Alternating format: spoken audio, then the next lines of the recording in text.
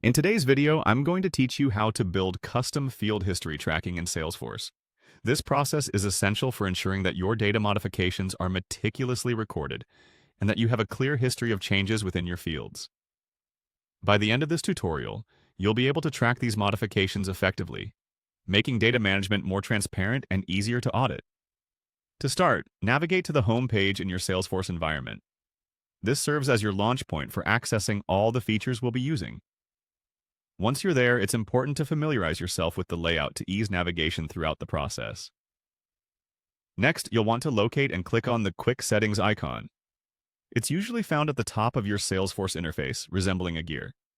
This icon is your gateway to various settings that can tailor your Salesforce experience.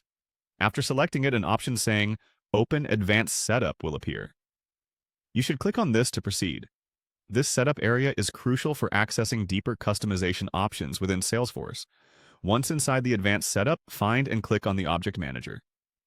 The Object Manager is your control center for viewing and editing all objects within Salesforce. Here, you'll need to choose a specific object label that you wish to set custom field history tracking for. This allows you to define which object's field changes you want monitored. Moving forward, within the Object Manager, select Fields and Relationships.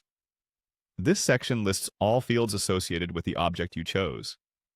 Now, look for the Set History Tracking option. This feature is where you begin configuring which changes in field data you want Salesforce to record. Focusing on this option, understand its function. It allows you to keep track of both old and new values of selected fields, providing a complete change history. This is particularly valuable for auditing purposes, providing clarity on exactly what is changed, when, and potentially by whom. Now, identify the fields for which you wish to track changes by clicking the checkbox next to your chosen values. This step is integral because it specifies which data points Salesforce should monitor for modifications. Finally, click on the Track Changes Only checkbox. This ensures that only modifications to field values are logged, not every interaction with the data. If you wish, you can also click on the Highlight checkbox. Highlighting can help visualize these changes within reports or dashboards, making the data even more accessible and actionable for your team.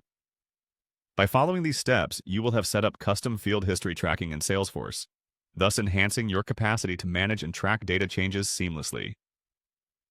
Thank you for watching, and don't forget to check for more guides on optimizing your Salesforce usage.